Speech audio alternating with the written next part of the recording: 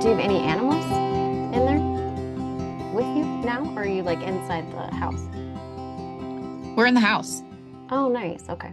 Yeah, yeah. So basically the only change from last year, because we were in the house, but super bare bones, like dry cabin, nothing.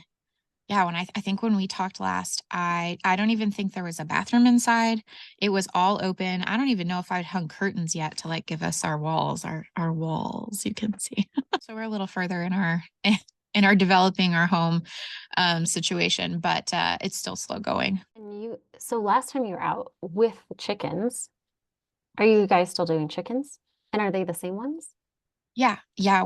Our flock is about 30. We've had some crazy moms that right at the beginning of fall decided to hatch out a bunch of chicks. And so we do have a few more.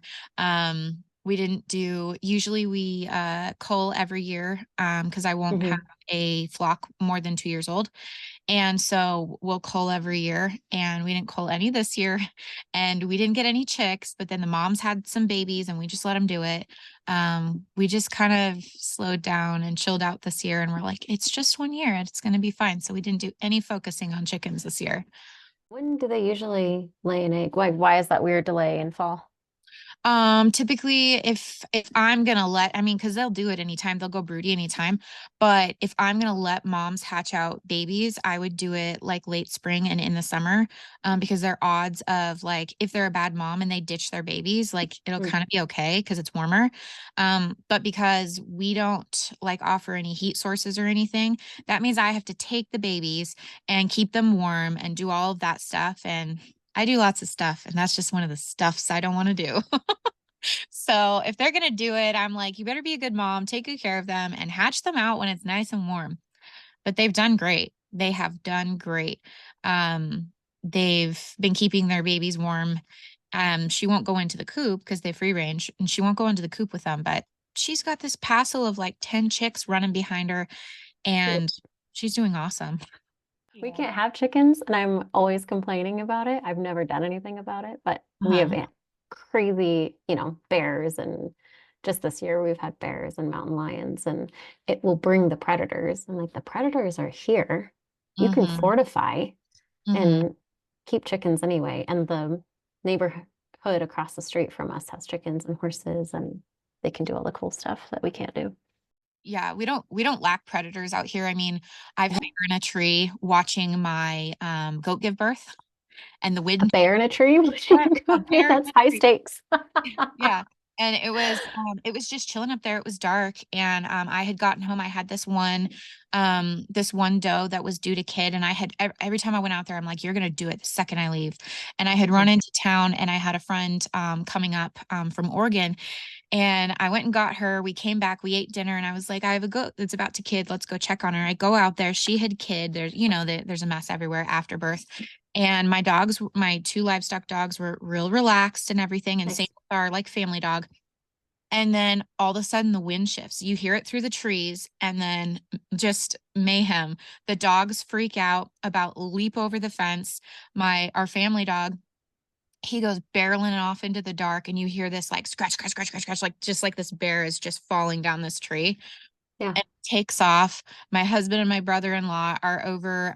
We were still in the trailers at this point, and they're over there. So they come running out with guns, and my friend's got a baby on her hip, and she's like, is this like normal? Do we do this all the time? Like, no, not really, but there's a bear in the tree. Yay, exciting.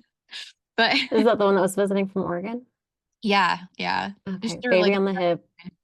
Welcome to our house. yeah. And then that night, she was staying in a tent, and that night she texted me, and she's like, there is something outside my tent, because she was all like revved up from this Mhm. experience. And it was a cat. It was a cat playing with one of the cords, and Oh, it was just one of our barn cats, but she yeah. was just all like tweaked out about the bear. So she was a little on high alert. It was pretty funny. Well, they do come back. They'll circle back around. We actually found, because we had so many encounters with the same bear and just one other bear, Mm-hmm. we found getting in the car and just laying on the horn Hmm. was enough to kind of get them out of the area. We can't shoot, we can't do anything really about them. Mhm. Um, but I found that was a nice tip after so many encounters. We started figuring out just lay on the horn and, they'll scamper. Mhm. Yeah. There we realized because we didn't really know a lot about like their habits and how they behave and stuff. Because bears were a big issue for us our first year here, and then our second as well. They were popping up all over the place. We had dispatched one of our meat goats and had it hanging in a tree, and we've always had our Mhm. livestock dogs just guard the tree. Because there wasn't really a great place to hang them. We don't have like a room or anything that's like nice and temperature controlled. So we have to wait until late fall, early winter. And it was kind of an amateur move, but it was hanging in a tree, plenty high. We're thinking Mhm. like coyotes and wolves. This bear climbs up the tree, chews the rope. The bottom part of our goat comes down out of the tree, and it's just sitting there chewing on our goat. And the dogs, they won't jump the fence unless they're protecting their herd, and their herd was Hmm. fenced. So they were like freaking out, but they didn't do anything about our glorious goat carcass hanging from the tree getting eaten by a bear. So how do you train? Do you find dogs like that? Do you train dogs? Is that kind of just in their breed and their nature? Yes and yes. Um, Okay. so livestock dogs, there's certain breeds that thrive. They need jobs, just like, your herding dogs and stuff. It's not the same as like a guardian for livestock. Their personality, they're more prone to bond with other animals. And when they're raised in that, they're like the alpha. So they are looking at the weaker animals that they're surrounded Cool. by, and they just begin to protect them. So um, yeah, the our two dogs, we've raised since puppies, to love their goats and their lambs. And my particular dogs don't do as well with chickens. Like they're fine, but every once in a while they're like chicken snack. And so they don't do as well with that. But there are dogs that protect poultry all the time. Hmm. I just didn't focus enough in that area with mine. But yeah, it's certain breeds that just thrive in that. Um, Hmm. and then there's certain breeds that just you should never and would never. It just doesn't work out. But What's the breed? so one of ours is he is my love. He's a Central Asian Shepherd. He's 170 pounds. Looks like a polar bear. He's Okay. gorgeous. Amazing temperament. We actually got him while we were still in Oregon, with the intention of property protection because we had a fully fenced 2 acres. So he would run the 2 acres, and just, keep people from stopping and messing around. My kids played out there. Like we had some weird instances around the pandemic. And so it was really great to have a giant dog running the Hmm. property. And he adapted really well from a little bit of livestock protection, but mainly like a family protection. Their temperaments, Central Asian Shepherds, it's incredible. I will not go on because I could go on for days. The breed is amazing. Um, Kind of hard to find. But it's becoming a more popular breed. Our other dog, he's a mix. He's Great Pyrenees, Maremma, and then he has like a little dash of Akbash in him. So he just looks like those really fluffy Pyrenees, long haired, like he just looks like that. But that's the three breeds that he is, which are all livestock breeds. Wow. Um, and they're totally different. Their temperament and their personality, but livestock dogs are so cool. The way they like orchestrate themselves.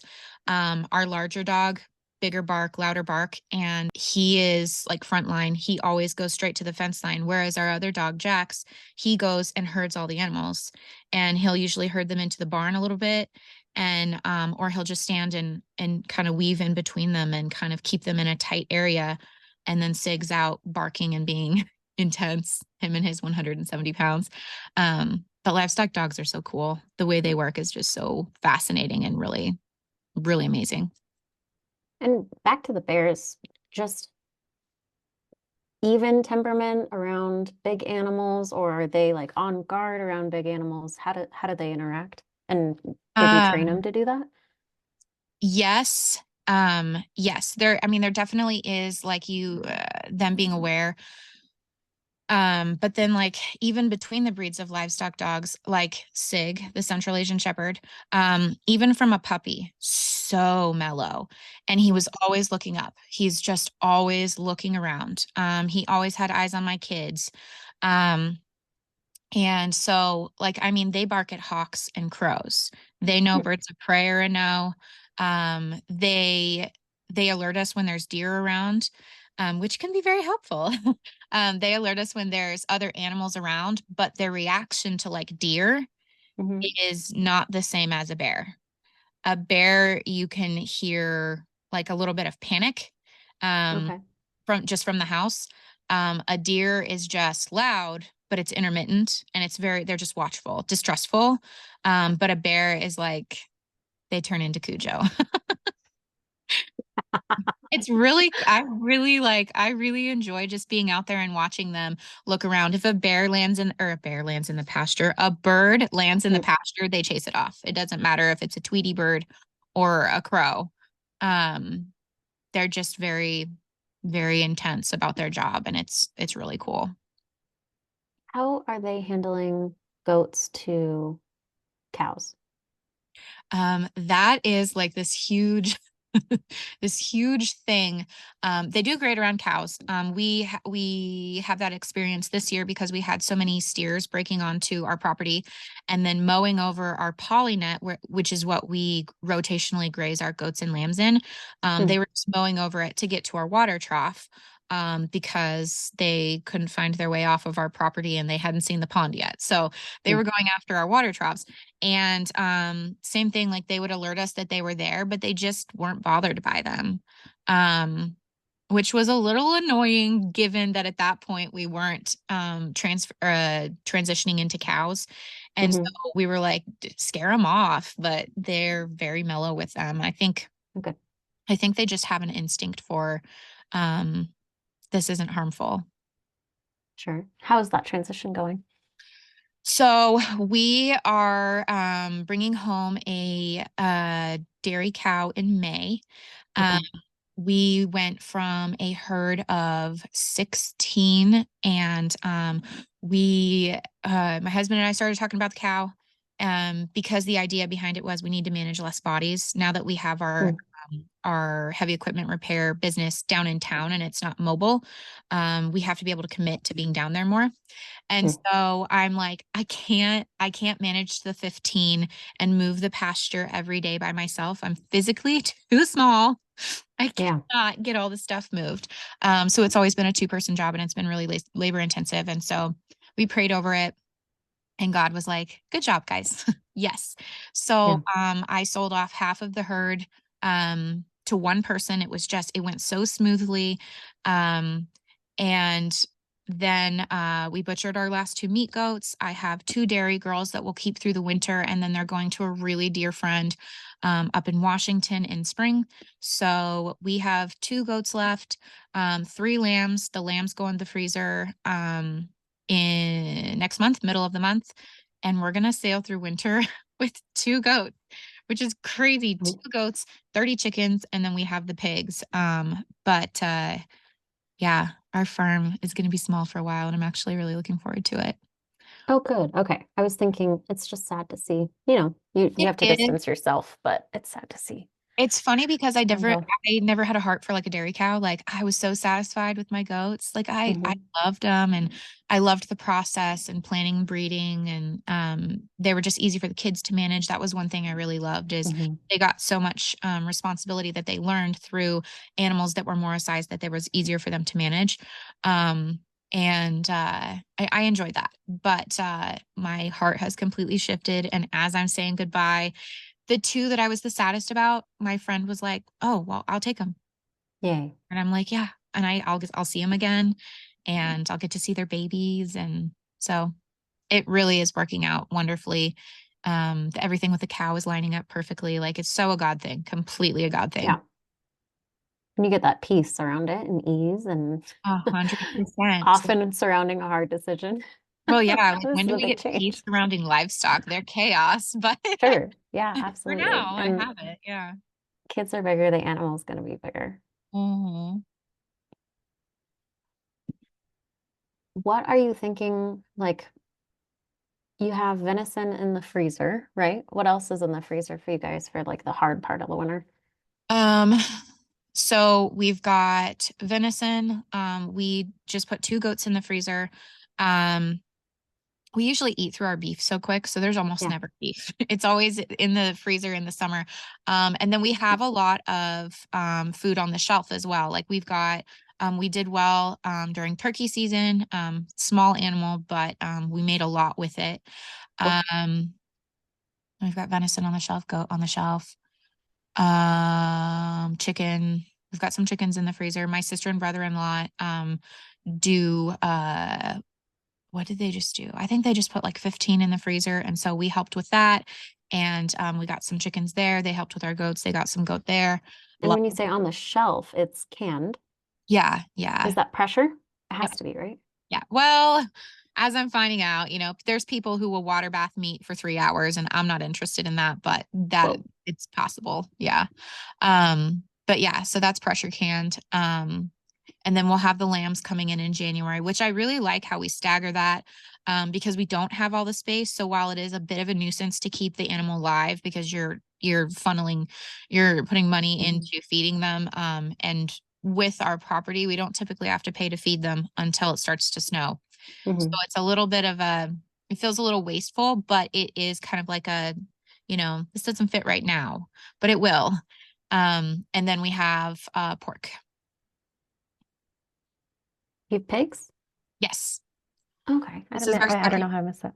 Yeah, this is our second year of raising pigs, and pigs are something that's a whole family endeavor because we have my parents up here and then my sister, brother-in-law, and their two kids, and so pigs are not like a us thing, it's Hmm. a whole family thing. So like the chores are just rotated. We have our chore days. Ours are Saturday, Sunday, and then we just kind of delegate it out through the week. And then when it comes to butcher day, Cool. everyone has their own pig. We wipe them all out together, get it done, and then we start over. And you guys are processing everything yourselves Mhm. because you have, right, like a room or like you made a processing area. I Someday, thought that was so cool. right now Okay. at my house, we literally hang animals from my rafters with a Very cool. plastic sheet underneath. Like my house is because my house is like, I don't have anything permanent right now. Like I don't have cupboards. So like we can just push everything to the side and clear my whole house out and turn it into a processing room. Cool. And then my husband built a 9 foot like island and we just cover it and put like giant industrial cutting boards all over it. And we've got meat hanging from the ceiling and it's great. It works out really nicely. That's when you invite the guests from out of town. Well, it's funny. We have our neighbors. We're raising a lamb for our neighbors and for my parents. And our neighbors, they haven't butchered anything before. They've never processed. They've never like connected with their food like that. Yeah. And so they're really excited to learn, but they're really dreading January Hmm. because they're nervous about the emotion behind it. But I'm really Hmm. excited for them to have that experience. And we'll see if we raise any animals for them again. Yeah, Depends on that's their huge. experience. I Yeah. wonder if you can, like, how do you get that out to people? Like, you have to do it. You just have to do it. Yeah. And they'll You talk can't about like read a book about it. You can't like, yeah. watch it. You could watch a YouTube video, but it's not nothing like doing it yourself. That's It's awesome. not the same. Yeah. And like they came over, I I don't know if this was like kind of a little more intense than they had hoped, but like I really wanted like it's not hard for me to go raise a lamb for somebody. I have the infrastructure. Um Hmm. the way we worked it was they put in the monetary, like there was a few things we needed to provide for them. And my husband and I, our contribution was our time and our knowledge. And so but we had them come over and bottle feed these lambs while they were still little to connect because Yeah, that's a part of it. And if they were just like, we have a lamb over at the neighbors, it's not the same thing as we true. helped. One of them was really sick. Because we got bummers and we brought them back from the brink of death and we Hmm. made them be a part of that too. And because I want them to have that full experience like that. We cared for them and we gave them a really good life and they have one bad day. And you're there for that too. Yeah.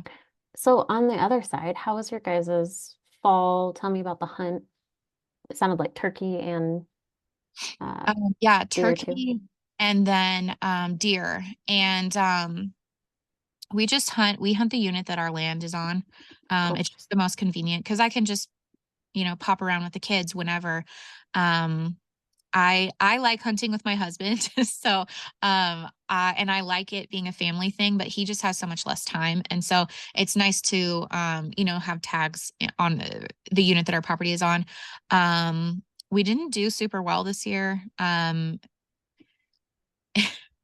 I got a doe, a little tiny doe. All the bucks disappeared. Um, and yeah, there was just some issues up here with poaching and whatnot. Oh So no. it was a bit of a struggle this year. But I was able to get one. My husband turned his back and got a deer. The kids got to be there for it, and Cool. randomly our barn cat that followed us on our 5 mile hike. But it was It was not a surprise. he probably thinks less of me now, but That's funny. yeah, it was really fun, and we have new plans for next year. We actually spent a lot of time exploring the side of our property that isn't as like farmland usable. And so we explored a lot of game trails, and we just saw a lot of new stuff, and it's definitely going to aid us in how and where we hunt next year. And then my daughter actually will be able to hunt next year. So we'll be able to pull 3 tags. And then as far as elk is so hard to get up here in this particular unit. So we'll put in for it, but probably won't get it. We're putting in for moose tags this next year as well. Probably won't get it, but maybe No, someday. the preference points built up. Hmm. Yeah, Do you guys have sustenance tags available? I'm not sure. We Hmm. raise so much of our own food that Right. like this is the first year we actually focused on wild game because we were managing so much of our own farm, and we realized that phasing out goats, we wouldn't have that. Just like whenever the freezer has some room, go put some more in Right. it. Just with that one dairy cow, and then the pigs, we this year we're like, all right, we gotta get going on hunting. And so I don't know as much as I should, or as much as I would like to, because I've been like tunnel vision on farm. So, Yeah. but I'm not sure about that. Can you guys, I'm sure you can trap. Have you ever looked into trapping and setting some up? Trapping is really good over here. Yeah. Haven't done it. Haven't done it. We have a neighbor who is like, let me know. He's like, it's amazing. You guys need to do it. And I Cool. feel like that's something my son would absolutely love. Like I'd Yeah. love to be like, go check your trap line, little buddy. Yeah.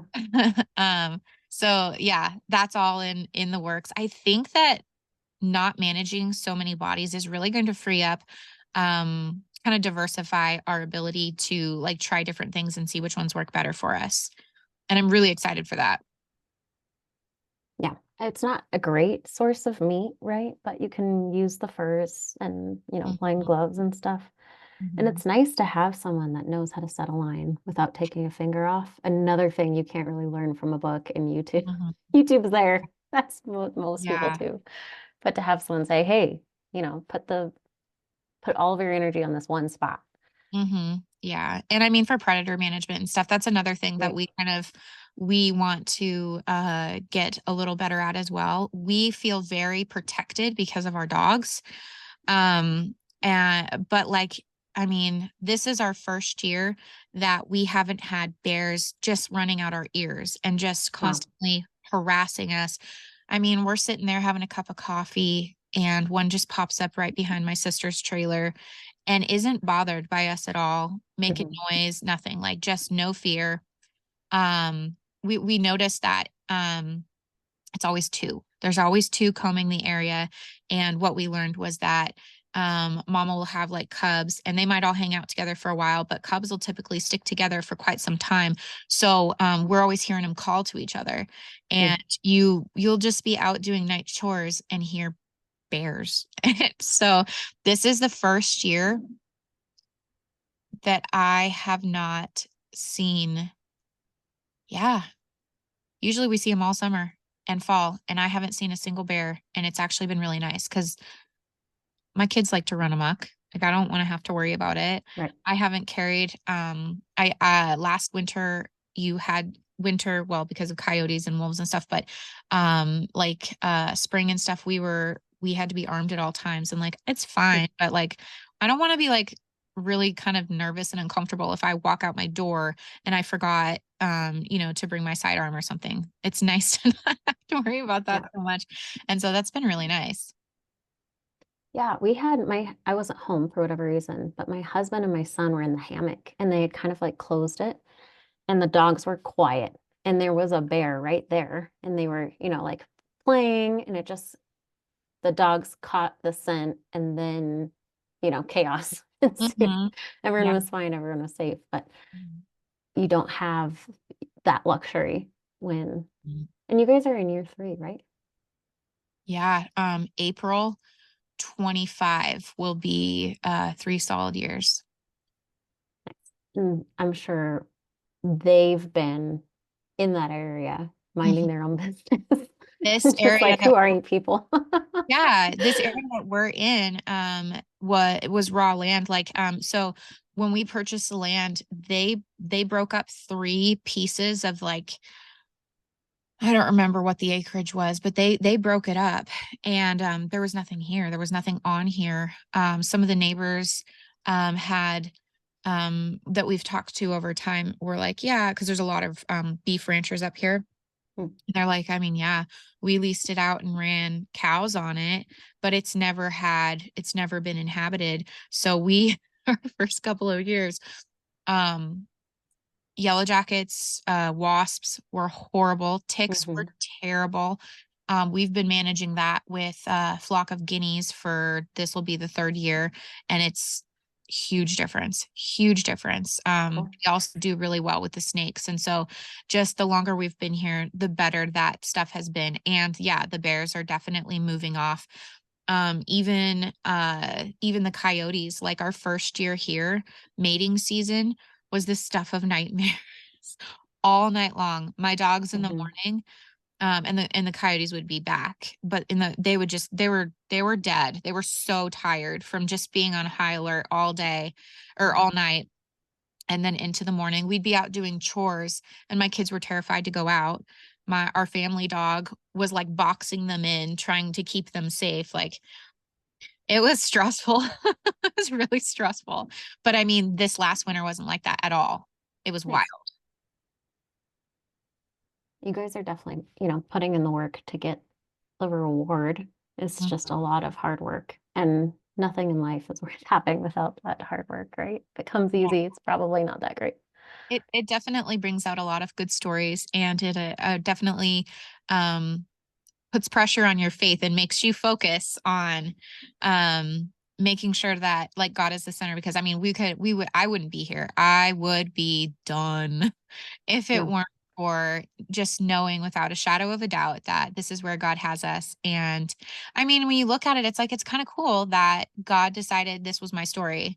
And it's been really challenging, but it's been a lot of fun. And like, I think a lot of times with the way that life can be now, we lose the opportunity to have just those really cool, good stories. Our grandparents tell cool stories, like just interesting and fascinating stories about how life was. And I'm pretty excited that my kids are gonna have some wild stories, like the time that the elk chased our dog, and like just good stories. And so I'm really grateful for that. You guys are living the wild Well, story a little bit, from old. a little bit, yeah. So, what was the story of the elk chasing the dog? So we had just moved to the top part of our property. Like I said, when we got here, basically, and we came in, uh, fifth wheels trucks, and we had to drive across a field, and then our property dips down, um, to this like little valley, and then we climb up and we get into like a bunch of timber, but we couldn't access the top. So we came in April. Spring was real muddy, real Mm. rough. It was by the grace of God that we made it onto our property because we were thinking we were going to have to set up our trailers for a couple of weeks on state land because we weren't sure we could get into ours.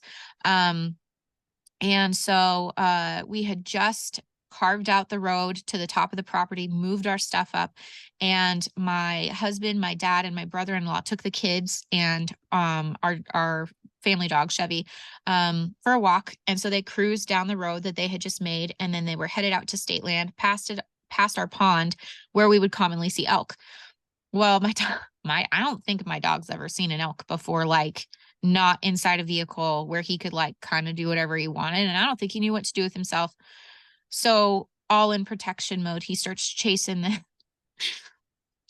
this elk and they run out of sight Mm. and they're like, oh no, like, he could get stomped. He's making bad choices. And then all of a sudden they see him and there's an elk chasing. It sees all the people and then it like stops and snorts and then runs Sure. off. And Chevy learned his lesson. He doesn't chase elk anymore. He doesn't even chase turkeys anymore. He doesn't know what to expect. So he just doesn't do any of it. He just sits there and growls like, like he should. But Was yeah, it full rack? it was actually it was a mama protecting a little Okay. calf. Yeah. Almost even scarier. I think that's worse. Hmm. And wild turkeys look so wily. You're like, I'm gonna leave those things alone. Yeah. Have you guys processed like farm turkeys versus wild turkeys? Mhm. I know there's a different processing. How do you process your wild turkeys? Um, well, I mean, we process them exactly the same. It's just a Okay. size difference. And then what's interesting is what you'll see in their crop is so much different. Obviously, farm raised turkeys. We did that when we were still in Oregon. We raised like royal palms and they were enormous. We raised them out to 40 pounds hanging weight, which was Oh, insane. We should have butchered sooner. Um, but just size is really what you'll see as a difference. The wild turkeys are so clean. They're so mm, clean. I mean, they're roosting in trees, oftentimes a different tree every night if they're moving around and stuff. Um, they're very clean. And their crop is just full of like berries and grass, where sure. the farm turkeys are a bunch of feed grain and stuff. But processing wise, you just process them the exact same. Okay. But we have noticed we may raise turkeys again, which we're kind of like, oh, that seems so ridiculous. We just don't enjoy wild turkey like we do our farm raised Mm, turkey. They're not as big. They're not as meaty. The meat's a little tougher. So whenever we have a wild turkey, we pressure can it. We'll do soups with it because the flavor is good, but it's just really tough. mhm. And, so yeah, turkey season isn't something we get super excited about. It's just a means to have food, and it seems kind of silly to squander it, especially since they're like rodents. This morning there was about 60 of them right in front of my porch. They usually come through here like every other day, and Mm, there's tons of them. So it seems like squandering if we don't take advantage of right. the season. I make a joke. I think that it's because they're everywhere and they'll try and get into our feed barn and stuff. And every once in a while they'll chase our or our free ranging chickens. And our guineas get so upset at them. They'll be screaming at them from like, down a little ways. Um, but I make the joke that I think it's pretty ridiculous that you can only eat your neighbors in the fall Yep. because they're just Well, everywhere. Like we just hang out with them all the time. yeah. Worse for us, we draw units nearby. Can't do Mm. anything in the neighborhood, but we'll get home and they'll be waiting for us on the front porch, pecking in front of the house. Uh-huh. They know stuff. Like they know where to Yeah. be and where not to be. We were house sitting for some neighbors last year on Thanksgiving, and we literally had a turkey that we were taking up to their house because we were just going to utilize the fact that there was a fully functioning house at our disposal. And so we did our Mm, little Thanksgiving over there, and there was probably 100 turkeys sitting there. And I'm like, I don't even need a turkey right now. Like, but they're hanging out, feeling really comfortable. It's funny. yeah. Wild turkeys are bananas. I do like turkey season. I like the calls. I like the call and response, the crow calls, and it's like adult Marco Polo. I So just much enjoy fun. hunting in general. I don't really Yeah. care what I'm hunting Well, for, yeah. but I do love when what you're hunting for and you're successful when it's larger and it feels worth putting the time and energy into. If hunting weren't so easy to just do, Mm, I probably wouldn't hunt turkey at all because I just don't love it that much, but it's mm. like it's too easy. Yeah. You're out there, you feel the seasons. It's not like you're walking into a store and you see the seasons like, Mhm. commercialized. You're actually in the rhythm of nature and you get, okay, we've got this beautiful change in the world, and it is worth celebrating, and it is super cool out there in the woods. Yeah, go Oh, ahead. oh, I was just gonna say, I think that like one of the reasons that we've really prioritized, like now that we're settled in a little bit better and we kind of have a flow to life, kind of, how as much as you can. But we want this is a really great age for our kids to be hunting. I mean, every age really is a great time to introduce something that's going to be so big in your life, but our kids just love it so much. And so we're trying to utilize every single season to get them really excited about it because I mean, I grew up my family was huge hunting family. I didn't care to go until like later in life, but Mhm. um there's just so much good family time and so many good memories from it. And I want my kids to have those because I have really fond ones of it. So even if it's not a season we're super excited about, we are trying to make that more of a priority and it's been really enjoyable. That's awesome. Get them out, teach them responsibility and the Hmm. fun for the hunt. I didn't start until I was an adult. I never wanted to go as a kid. And Hmm. then I am realizing, like, as an adult, I make these decisions that are, premeditated and practical. And I get out there. um, I'll just forget stuff. Like we drove out for my birthday, we camped, and then we were like, well, it's my birthday, it's the end of the day. We had a good day scouting the area, time to camp. And I was like, oh, let's go get some beer. So we get in the truck, we drive in, and we pass just a herd of does. My husband's like, this is our area, this is our unit. And I didn't bring anything with me. And, we didn't see him the next day. We were loud and kind of spooked him out of the area. And then the next one, we climbed a mountain and I forgot my trigger at the truck. So I unpacked my whole bag when we got up there, stalking a buck, climbed back down the mountain. Trigger was on the side of the truck where I was getting ready, climbed back up. And then the last one, oh, I stepped on my own bow coming back from the bathroom and I messed up the site. And then we were 250 yards away, and my husband was like, okay, this is best opportunity. They don't know we're here. I skylined myself a little bit. The sun was behind me, and I just made like a movement, and Hmm. spooked them. And I was like, there's no way they saw me. Yes, they saw you, and you're just a noob at this. You actually are the worst at hunting. So it's funny But starting as an adult and making kid mistakes when I could have just gone uh as a kid and gotten this all smoothed out. yeah. Well, but The you've worst. also chose because you're bow hunting, and that definitely is Yeah. like a whole nother, Yep. like you chose a harder hard. And so, I mean, when you do master that, that's going to be quite the accomplishment. I don't bow hunt. My husband's bow hunted.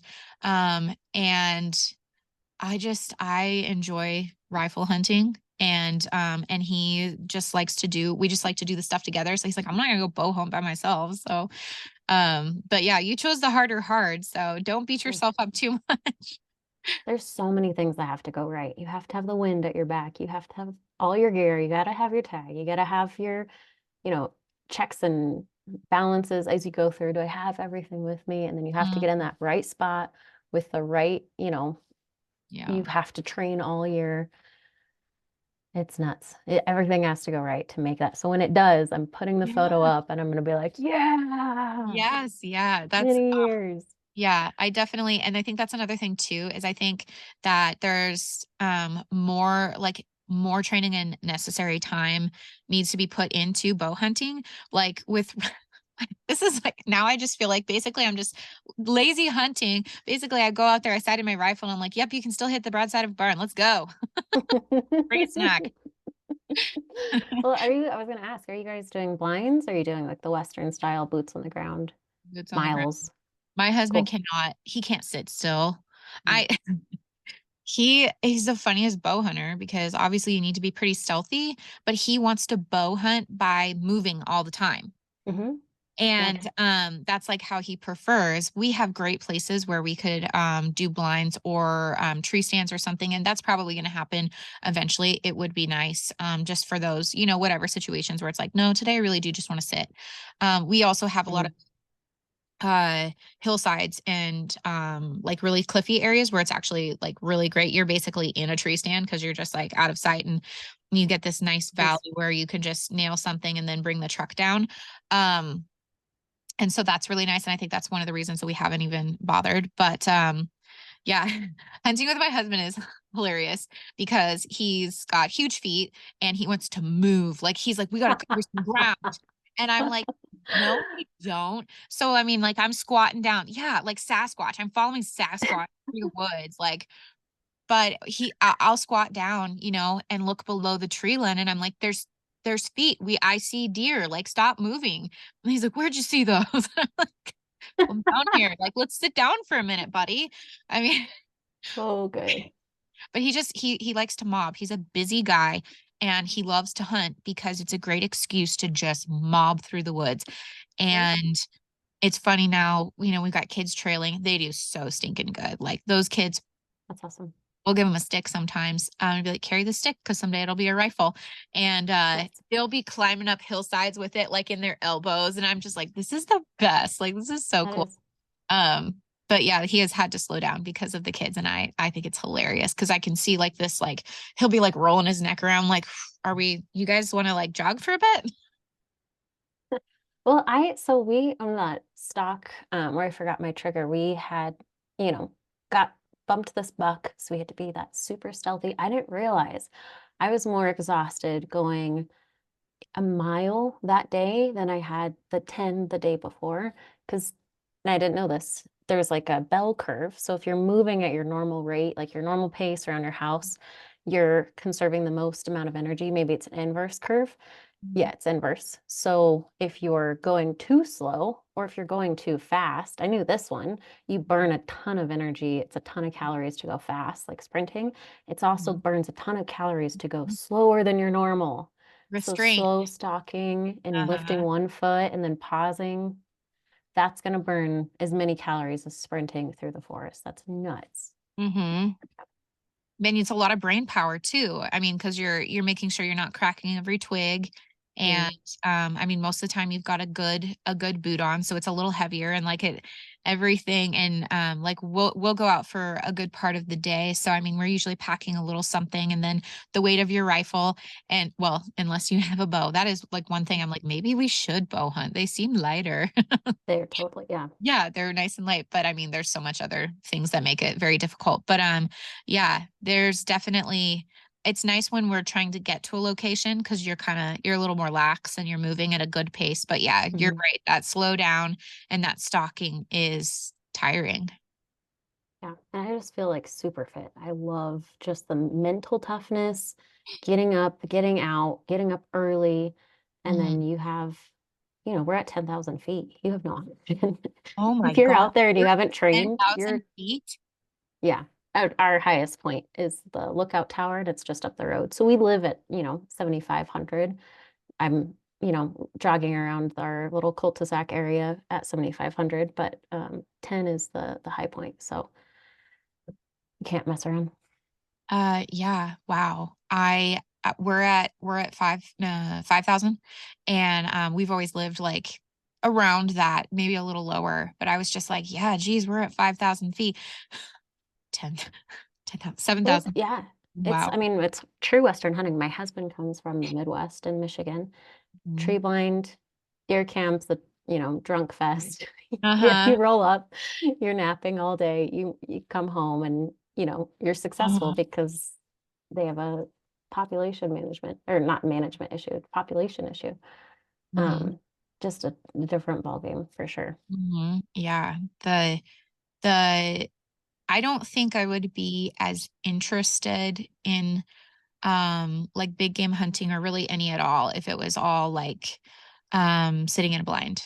I Yeah. don't think I would enjoy it as much as I do because you see so much. I mean, we're looking at scat Mhm. piles and Yeah. where a bear has been rubbing on a tree or like, an elk or whatnot. And the kids are identifying droppings and then we weirdly have a barn cat following us for miles. Like, there's a lot of interesting things that happen when you're on the move and you see some beautiful country and stuff. Yeah, it definitely is. There's definitely different kinds of hunters. Some people really enjoy that for what that is, and I like to move. Yeah. I had so many pictures of poop on my camera roll. I was like, I gotta stop because I wanted to identify it when I got home. I was like, why did I take so many pictures of poop on the ground? Then you see one of those things on Instagram like, no cheating, post your post your last picture. And I'm like, poop. A scat. I didn't know what it was. Footprint. Don't know what It it was an odd shape. So I had to take a picture of it. I'm like, I gotta stop doing this to myself. is. Yeah, what were you eating? Snap. Well, the bear is the weirdest too. It's like neon colored in the forest. I'm like, how did you get neon pink scat? And it's interesting, like you said, that Yeah. you're walking around looking at interesting stuff. Mm-hmm. How's the business? It's going good. Um, we just switched from being 100% mobile to now having a shop, and it's been so good.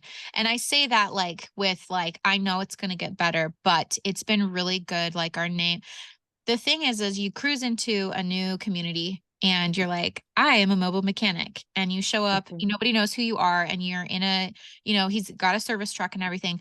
But it's like what people really struggle with around here is people show up, they collect the service call, they do the diagnose, they claim they're ordering parts after collecting a parts deposit, and then they don't come back and you never hear from him again. So for us, that was like, it was hard for him to build a reputation being newer to the area.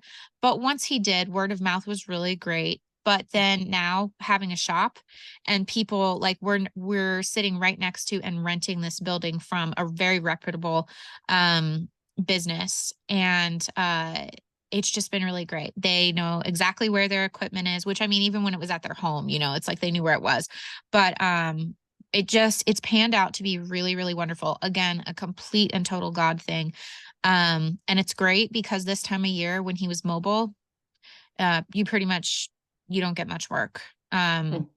Farmers are well, it's maintenance season, so usually you'd see a lot, but it just wasn't the case for us last year. And I think that was really pivotal in us feeling like a business or a permanent shop, and not being mobile was such a good thing, because it doesn't make sense during maintenance season when they're not using their farm equipment to have no business.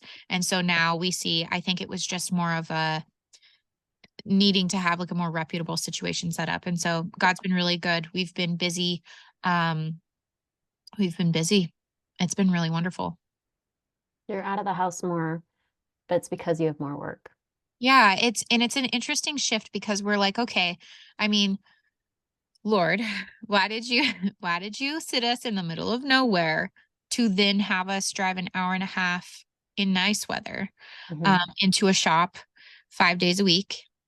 And Man, go into town 6 days a week because we go to church on Sundays. So we have yeah. one day a week that we don't go into town. And I don't go every day. But the kids and I go.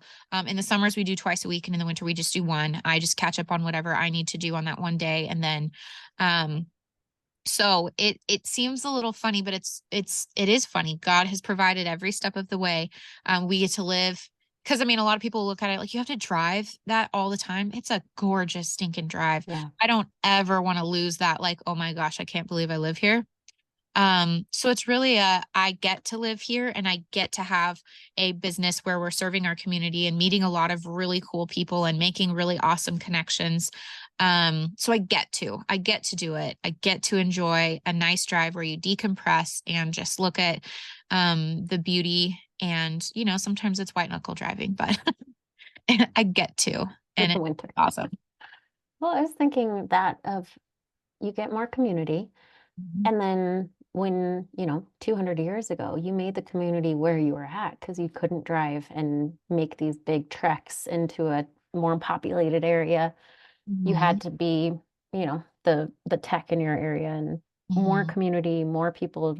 I'm naturally good at this, and that's what I'm going to serve in my community. And then we, like kind of COVID generation that moved far away, we're like, well, we Mhm. have these towns, but we're all kind of in our own huts, isolated.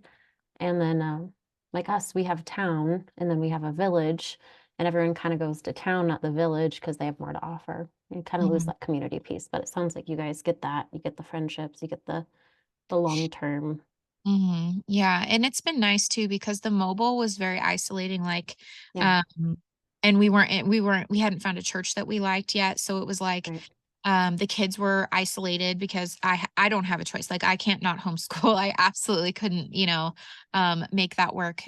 Even with my husband going into town every day, like I want to homeschool them, um but even with him going in every day, it's just like that would just be so much to manage.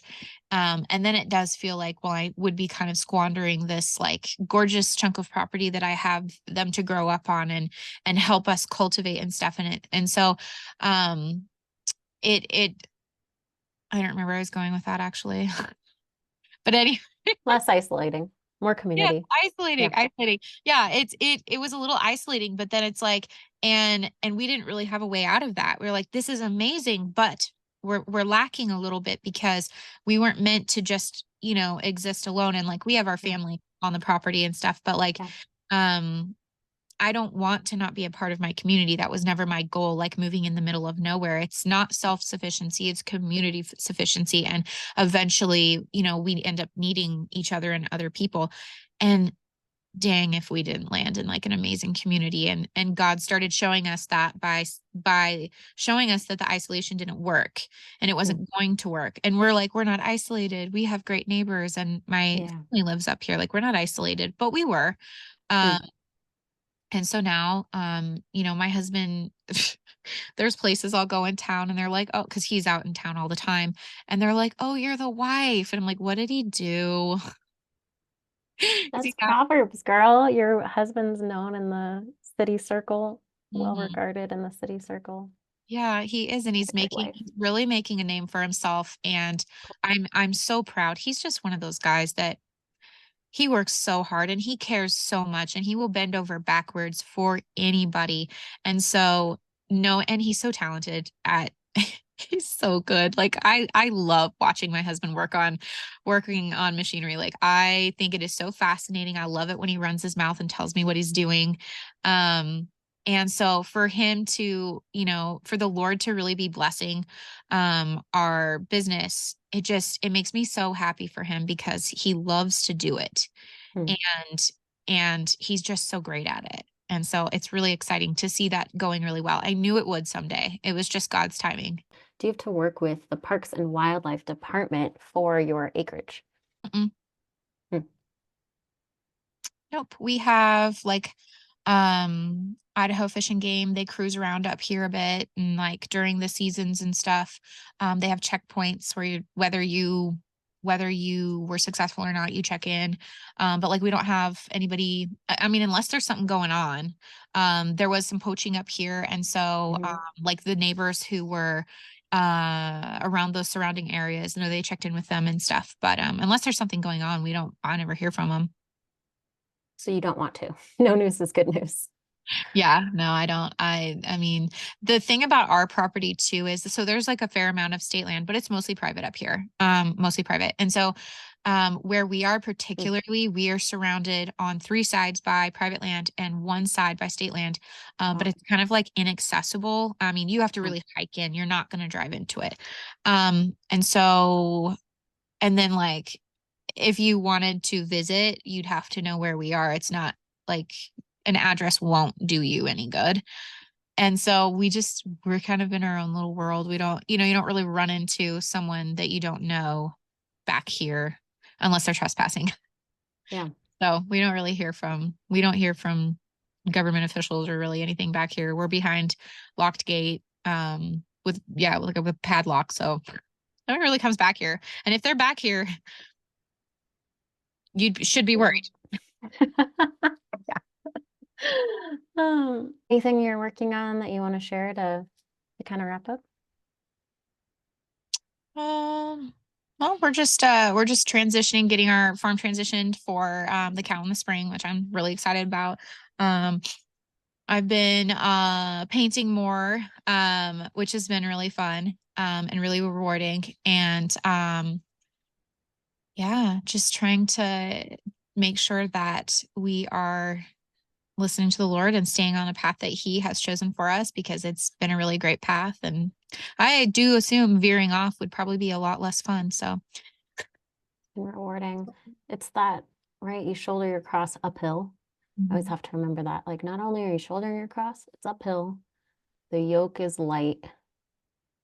the something's easy, botching that Bible verse. Yeah, I know. And I know that verse and I love that verse, but right now I can't tell you. Like yours is like It's good. your My burdens are point is, hard like, work's good. You get good results. Doing what you guys are doing from the ground up is hard. It's yeah. cool And I have results. to It's cool to remember see that. that story. I have to remember that too, like, because it's really discouraging sometimes when you're not when you're not moving forward at a pace that you feel like you should be. But like where the Lord has placed us right now is like a really hard spot, like especially like in the timeline of it. Like we're in the first 3 years of Hmm. our off grid, like raw land development. That's hard. And you hear statistically, like 3 to 5 years is like the failure point. Like people are like, I've had enough. And then we're also doing a small business. Um, Hmm. and same thing, like the first couple of years, 3 to 5, is really challenging. And you see either success or failure. And it's really your ability to determine whether or not is this actually going to succeed even if I do push through? Like, is there a success point that I'm going to reach, or am I hanging on to something that is just not thriving? Like determining that and then sticking with it. And we're in the early stages of two things that often people fail at. And I so I'm like, I have to remember that. Like it's not like we're doing a terrible job. It's not like we're slow. It's none of that. Uh, Hmm. it's that we are like at the pinnacle of that challenge where it's not the physical anymore, it's really the mental toughness that you have to dig into. And fortunately, we have realized that that mental toughness really does come from our spiritual walk with the Lord. And so I'll say it again, I would not be here, still doing this nuts stuff if I was not encouraged daily by the Lord, because it's been really challenging. There's Hmm. been a lot of hurdles and we're headed for more of them, but it's fine. It's good because God's got it. But yeah. Absolutely. God's got it. And if you could pull out, especially with a family, extended, not extended family, but close family, you guys are building a legacy and you just don't know, like Abraham, as many descendants as the sand. You just don't know what that turns into three Mhm. generations from now, 4 generations from now. And then you can look back and be like, wow, we planted our, flag, our family flag here, and look at what's come. So We makes have me excited for you guys. we have this sign that my husband made. He like fabricated, and he broke up. So our last names, my parents, and then my sister and brother-in-laws, and then ours. And he smashed it together. Like we made this joke a while back, and we're like, we're this one weird family, and so we cut the names up, and he made this like big metal sign, and it's Schmatberg. Smashed everybody's name together. It's so goofy, but smashed it all together, and we have it like hanging out by the entrance. And I really want to put it like on these pillars, because I mean, how many people get to chat with their daughter and son about like, well, where do you want to build your house? Like Yeah, Lord willing, you meet when you meet the people that the Lord has for you in due time, where if the plan for your life is to be up here, like where do you see yourself, where's your favorite spot on the property, and like getting to talk about that with my kids and stuff, and just not knowing where like this act of obedience, um by moving out in the middle of nowhere and doing all this hard stuff, like what is that going to do for my children? yeah, um I'm really really really excited to see how that all plays out. And it just gives me a lot of joy to know that um this is kind of inheritance for it's our legacy. yeah. Huge responsibility, huge payoff. Have you heard of Yellowstone? Yeah, You guys are like the 1800s version. It's gonna pay off. it is. It is. And I mean, like the cool things that they'll do in their lives. Because they've got whether they, choose to, go into town and have plumbing, Sure. whether they do or do not, this will be tucked in their back pocket. And um just knowing that this is going to be a place whether they choose to live here or not, whether it's God's plan for them or not, like that this is a place where they're going to always want to come back. Like that's what I Mhm. want for them is to like I can't wait to go see mom and dad. I can't wait to Yeah. take the grandkids up there. Um my husband and I want to do like a dog trot style and have like a guest house like right off the side of this house eventually just so that they always have like a Yeah. place to come home, you know? And even if they do big city stuff, you see Hallmark every year and it reminds you. Yeah. They're big city, but they'll be here. That's okay. Like it's not, there's nothing wrong. God puts people in the city and just not us, but and not a lot of other people. But, if that's what's for them, I hope that their heart will be content there. And that Mm. they will love every minute that they get to come back here. And it's funny because a lot of people are like, well, you don't know where the Lord's going to take you. And I got this weird feeling. And it's okay if it's wrong, but this weird feeling that this is like it for us. Like this is Yeah. like I feel like I'm gonna die on this land. Because how crazy would it be for the Lord to like lead us here and be like, you should do all these hard things, build a house. You don't know how to build a house, but you should do that. And you Fix don't the know how to do roads. all of these things, and then be like, and I mean, trying to sell this property would be absolutely so weird. There'll Yeah. be 3 homes built on it. Yeah, it's one of those things where if you leave everything behind with the family and it stays in the family. So it'd be really interesting to see if that ever happened. But it just feels like a final place. And that's kind of really a peaceful feeling, unless it changes. It's okay if it does. I don't want to say never because the Lord does like to have us never like we've never nevered before. But but it's a very peaceful feeling knowing that like everything that we do, it feels like we'll see that in 20 years. We'll see that. I mean, Yeah. until the Lord comes back, we will see the fruits of our labor. And every year we'll be like, dang, that's really nice. That progress is so nice. Yeah. This has been slow going. By your hands. That's huge legacy. All right. Thank you for joining me, Haley. Yeah, no problem.